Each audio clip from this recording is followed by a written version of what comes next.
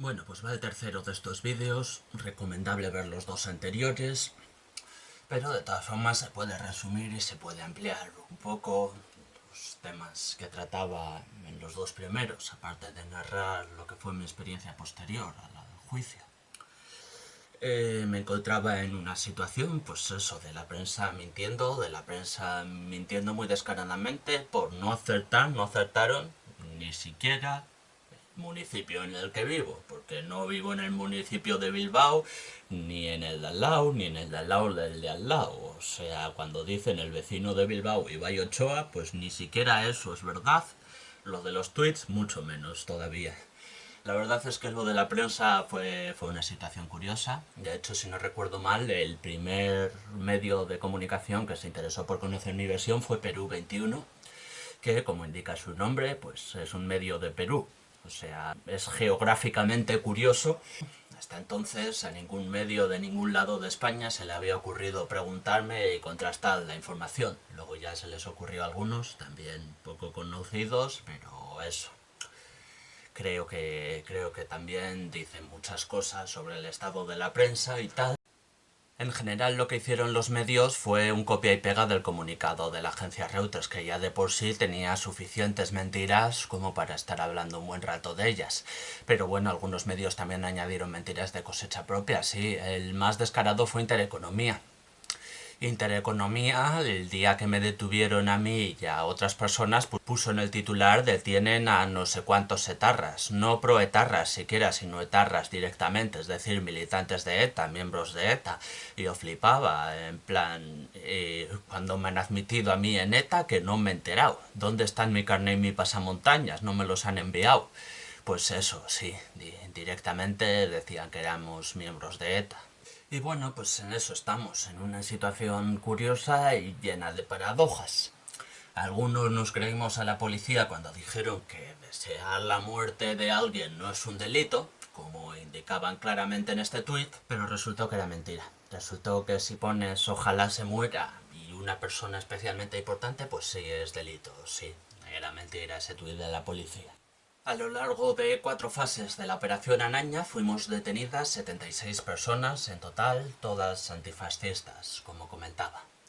Poco a poco fui conociendo otros casos, informándome y bueno, había casos todavía mucho más ridículos y exagerados que el mío, pero con mucha diferencia.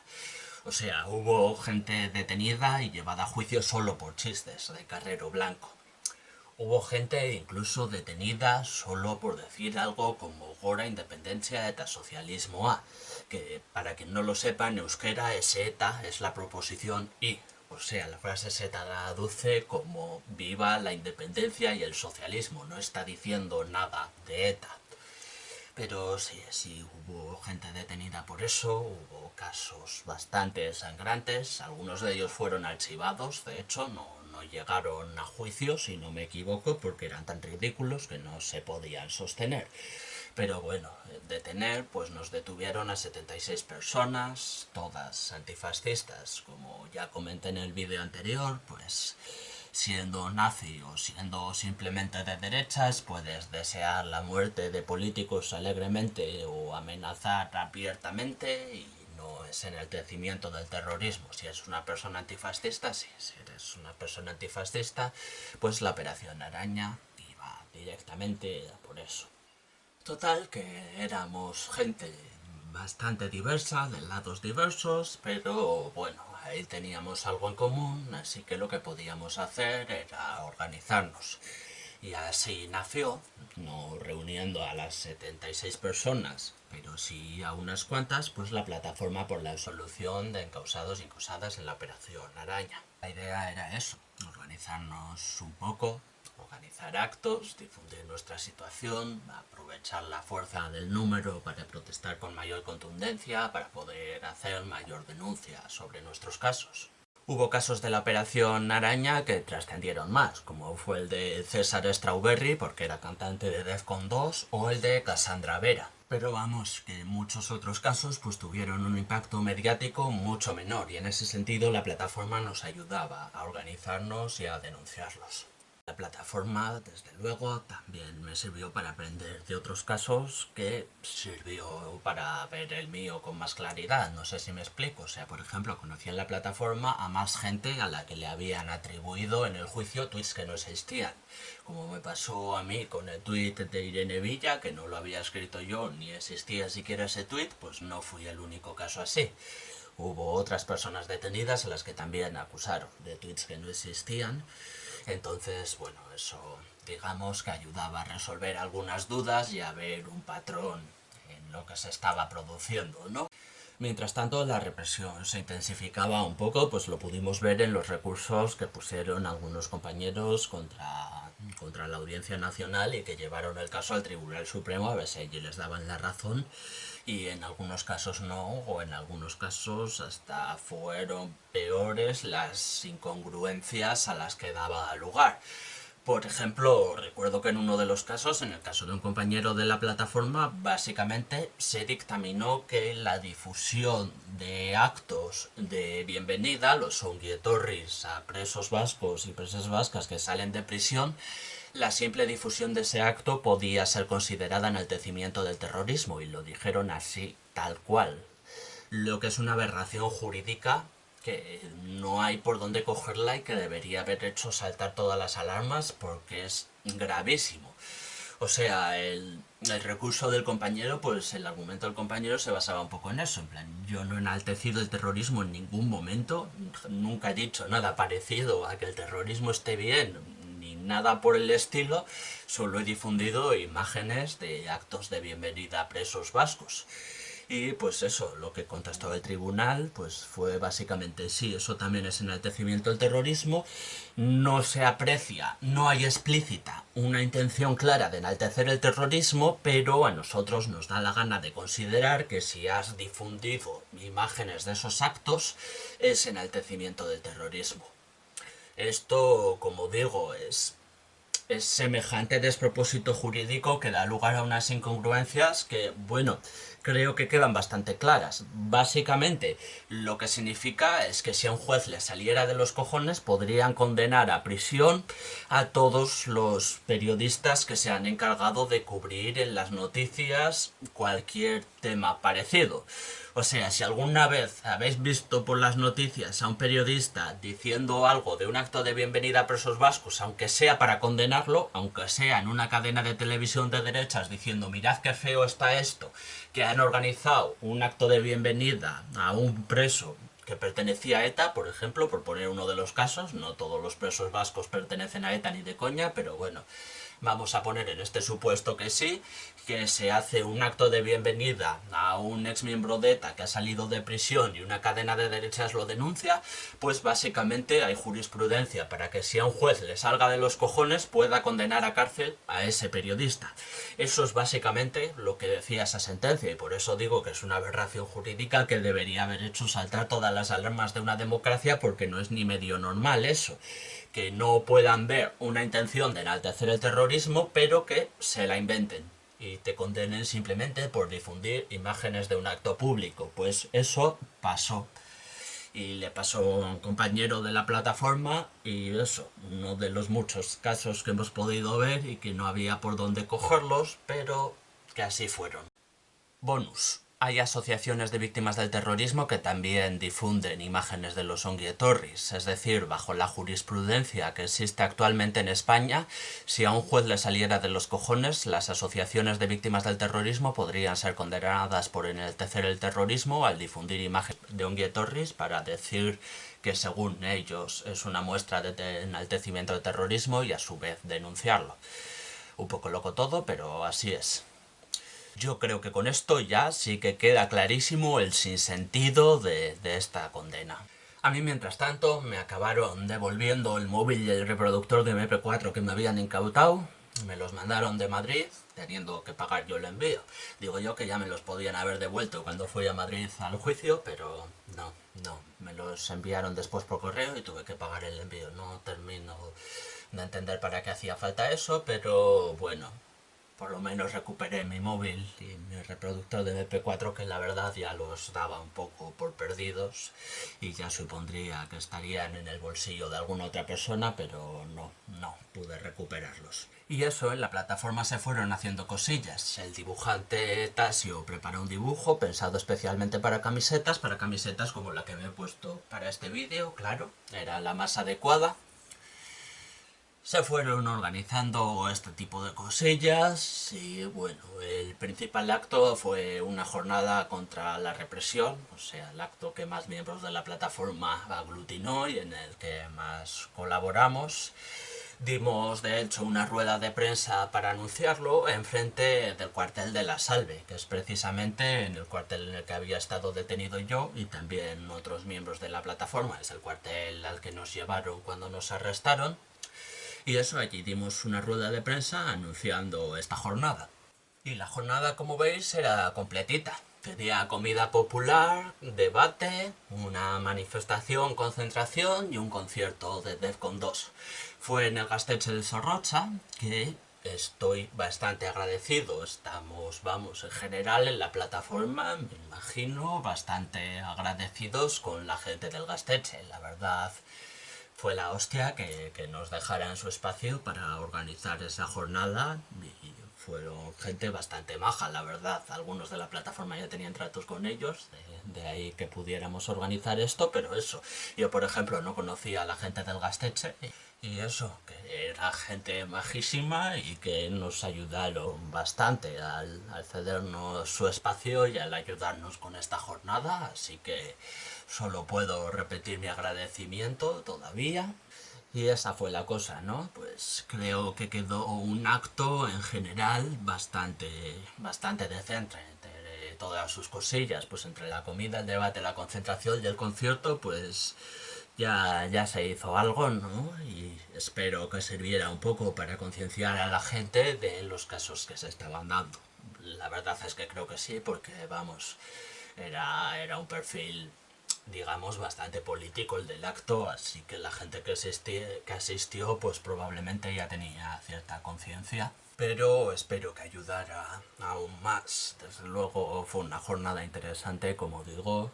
Conocí gente bastante maja y creo que hicimos algo productivo y un buen acto de denuncia.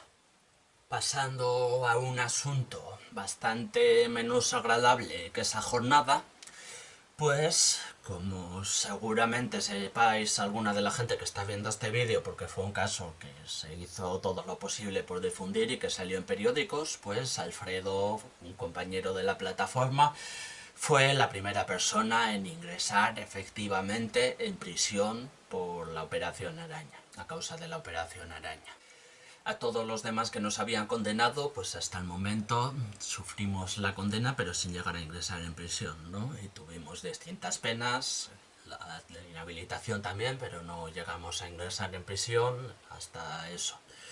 El caso de Alfredo fue el primero y se debió a que tenía antecedentes penales por haber sacado un títere en contra de la dispersión en unas fiestas de pueblo.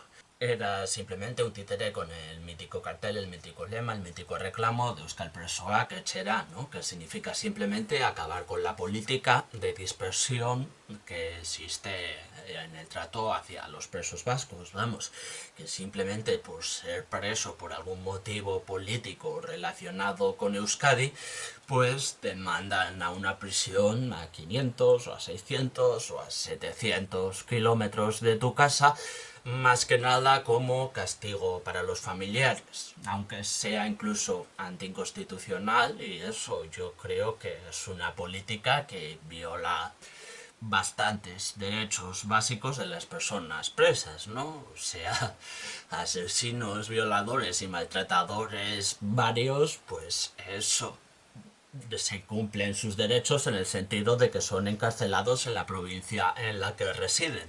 Pero con los presos vascos pues existe esta política de dispersión que es básicamente una forma de castigo a sus familias, que es una situación bastante injusta, lo que lleva a mucha gente a denunciarlo constantemente. Y pues eso, Alfredo, precisamente por denunciar esa política de dispersión, pues ya tenía antecedentes penales solo por ese cartel, y luego con la Operación Araña pues ya fue una condena añadida que le supuso tener que ingresar en prisión. Hubo actos de solidaridad con Alfredo, muchos. Yo asistí a uno en Bilbao la Vieja y a otro en Amurrio. Creo que hubo alguno más que me perdí, si no me equivoco, pero eso. Hubo una gran respuesta popular para intentar frenar o evitar su entrada en prisión, pero no funcionó. Tuvo que entrar en prisión, lo que supone, yo creo, una situación bastante injusta, y luego le aplicaron la política de dispersión, lo que supone una situación más injusta todavía. Le llevaron a la cárcel de Zaragoza básicamente para joder más. Lo que es bastante irónico, ¿no? O sea, tenía antecedentes penales por denunciar la política de dispersión y se la aplicaron. Y si antes comentaba el tema de hablar de presos vascos y no hablar de presos de ETA, pues no puede quedar más claro con este ejemplo, ¿no? O sea, Alfredo no tenía la menor relación con ETA, eso es lo que quiero decir, que la política de dispersión se le aplican a presos vascos en general, y presos vascos, al contrario de lo que a veces se suele creer, no es un eufemismo de presos de ETA. Porque hay presos vascos que no tienen absolutamente nada que ver con ETA, pero bueno, los medios y la política de dispersión pues les tratan como si efectivamente sí fueran miembros de ETA.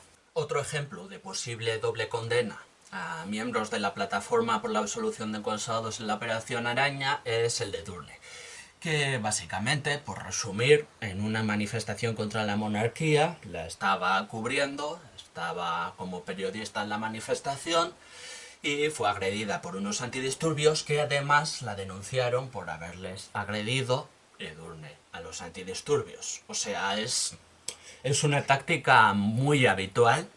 Yo creo que mucha de la gente que está viendo este vídeo conocerá casos, ya sea aquí o ya sea en otro país, porque vamos, yo creo que es algo que la policía hace con bastante frecuencia: darte de hostias y luego denunciarte por haberles dado de hostias tú a ellos sin que lo hayas hecho. Ese es un clásico de la policía porque es un doble combo, ¿no? Te llevas las hostias y te llevas una condena. Entonces, pues es algo que se hace mucho, sí. Afortunadamente, en este caso la agresión estaba grabada. Se veía como los antidisturbios habían golpeado a Edurne y Edurne no había golpeado a los antidisturbios, así que no fue condenada por ello, y entonces pues no se le sumó esa causa, la de la Operación Araña, ¿no? Para los antidisturbios, por supuesto, esto supongo que os lo imaginabais, no ha habido ninguna condena ni nada, ¿vale? Ha habido una impunidad absoluta. O sea, básicamente se demostró que los antidisturbios mentían, y entonces fue como, vale, pues ya no se condena a Edurne porque lo de los antidisturbios era mentira. Pero consecuencias para los antidisturbios, pues de momento no ha habido. Ojalá las haya, pero en general a la policía se la pilla mintiendo y tampoco pasa nada, ¿no? O sea, supongo que menos es nada, por lo menos te libras del montaje, pero no les condenan a ellos por haber intentado hacer un montaje. O sea que, bueno, no sé, así funcionan las leyes y la interacción entre jueces y policías, ¿no? No creo que sea algo exclusivo del Estado español, sino que tiende a pasar en muchos estados. Es lo que tiene la autoridad y es lo que tiene que la gente poderosa se defienda entre sí.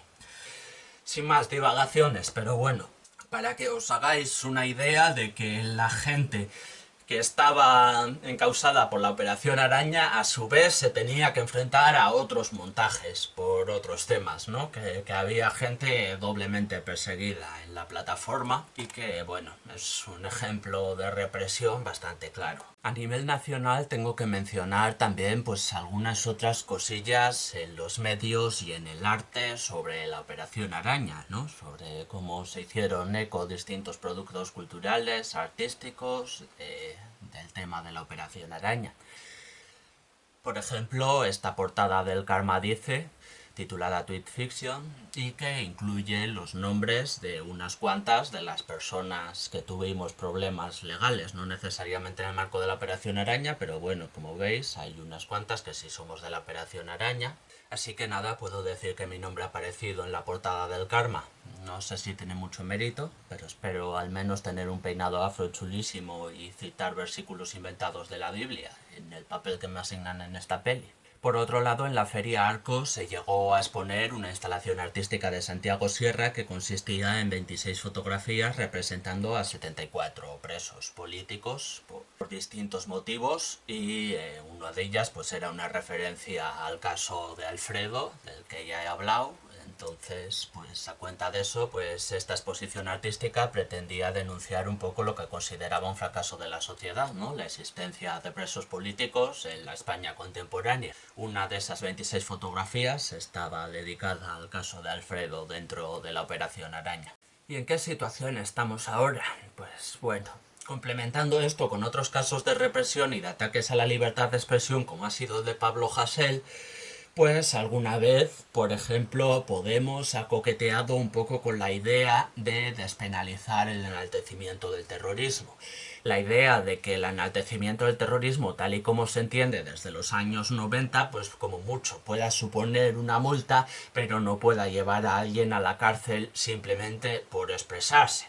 Especialmente cuando eso de enaltecimiento del terrorismo son palabras que no definen mucho el contenido de ese artículo. No sé si me explico. Que ser condenado por enaltecimiento del terrorismo no significa haber enaltecido el terrorismo, ¿vale? Que hay todo un mundo ahí y que enaltecimiento del terrorismo puede ser cualquier cosa, desde difundir imágenes de un acto público, como ya hemos visto, a desear la muerte de algún político, que la policía decía que eso no era delito, pero mira, luego los jueces decían que sí. Bueno, es un Cristo de la hostia. Pero eso, se ha coqueteado alguna vez con despenalizar el enaltecimiento del terrorismo, pero me da a mí que no va a pasar. Me da a mí que no hay en el poder partidos lo bastante decentes en un aspecto humano como para hacer eso. Porque el enaltecimiento del terrorismo es una ley que viene muy bien para reprimir a la gente que al gobierno o que a la gente poderosa le caiga mal. Así que me imagino que la van a mantener. No creo que podamos tener muchas esperanzas reales de que vayan a despenalizar eso, de que vayan a quitar esa ley. De hecho, creo que hasta el PSOE lo insinuó cuando el tema de Pablo Hasél, pero claro, es porque estaban las elecciones catalanas a la vuelta de la esquina. En cuanto la gente votó, pues ya se olvidaron bastante del tema ese, ¿no? Y ya de repente dejó de importar que pudiera ir a la cárcel gente por expresarse. Últimamente no hay tantas detenciones por el enaltecimiento del terrorismo. Tras la última legislatura de Rajoy fueron disminuyendo, pero ahora existen, por ejemplo, delito de odio. Me suena haber leído precisamente hace nada de alguien que escribió en Twitter algo así como que ojalá Abascal y Monasterio colgados del puente de Vallecas, y que ha sido encausado por delito de odio. O sea, lo que hace 4 años, 5, 6 habría sido enaltecimiento del terrorismo, pues ahora es delito de odio. Pero bueno, la idea de todas formas es esa, la idea de meterte en la cárcel por haber escrito un tuit, así que bueno, viene a ser básicamente lo mismo, no creo que haya habido ninguna diferencia.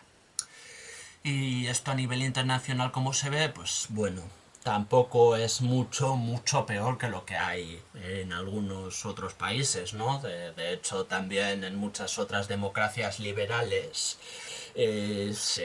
hay penas de prisión por determinados tweets y por determinados mensajes y tal. Pero bueno, en España sí creo que han sido bastante más numerosas, bastante más desproporcionadas y bastante más orientadas sobre cualquier cosa que no tenga que ser directamente enaltecimiento del terrorismo, ¿no? Sí creo que el estado jurídico de España en este sentido pues es más represor que el de otros países del oeste de Europa, por poner un ejemplo. Tal vez sea porque hubo una dictadura fascista hasta finales de los 70, tal vez sea porque hubo Tal vez sea porque en los años 80 y 90 había un grupo como ETA en activo y se dispusieron leyes para combatirlos y mucha gente aprovechó esas leyes para extender una represión todavía mayor sobre cualquier rival político, o tal vez no sea por nada de esto y sea simple casualidad. Pero el caso es que en España pues se han reprimido mucho más los comentarios y la opinión que en otros países con características sociales y geográficas similares, ¿no? Más de lo que pasa en Portugal o en Francia o en Italia o en Alemania. Esto a nivel internacional, pues eso, no es una diferencia enorme que destaque muchísimo, pero sí que de vez en cuando desde otros países pues se mira con cierta alarma y se pone un poco el foco en esto y se considera que hay una situación un poco rara, ¿no?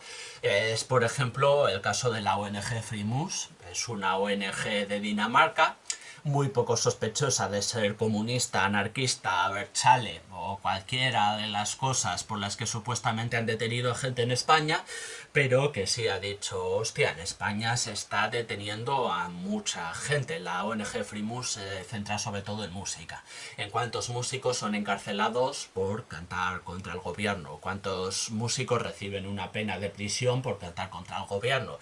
Y como vemos en este gráfico, pues España está en el top del mundo, vamos, uno de los países del mundo en el que más artistas fueron condenados a prisión por cantar contra el gobierno. Si no me equivoco, el año que salió este gráfico fue el año en el que condenaron a todos los MCs de la insurgencia y tal. Esos de por sí ya fueron unos cuantos, y además de algunos otros grupos más, o el Solitario, no sé si también hubo una condena a Pablo Hasél ese año, una de las varias veces que le han condenado.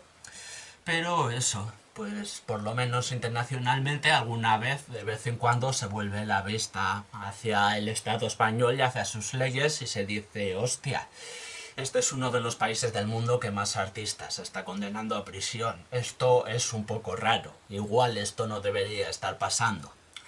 Pero vamos, que realmente no tengo mucha esperanza de que la situación se revierta.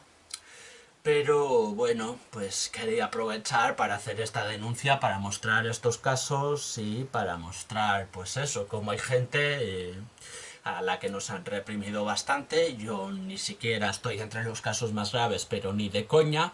Pero bueno, eso, nos hemos enfrentado a montajes, nos hemos enfrentado a condenas porque a un juez le salía de los cojones, a pesar de que difundir imágenes de un acto público es lo mismo que hacen los periódicos y a ellos no les condenan. Nos hemos enfrentado a penas desproporcionadas, a gente que ha llegado a ingresar en prisión por unos tweets y una pancarta. Pues esos temas, ¿no? Una situación yo creo bastante jodida y que espero que mi experiencia y la experiencia de compañeros y tal que he narrado a lo largo de estos 3 vídeos pues haya servido un poco para entender de qué va el asunto. Así que nada, tenéis vídeos sobre otras cosas en mi canal que igual os resultan más interesantes, pero sobre la Operación Araña yo creo que ya he hablado bastante.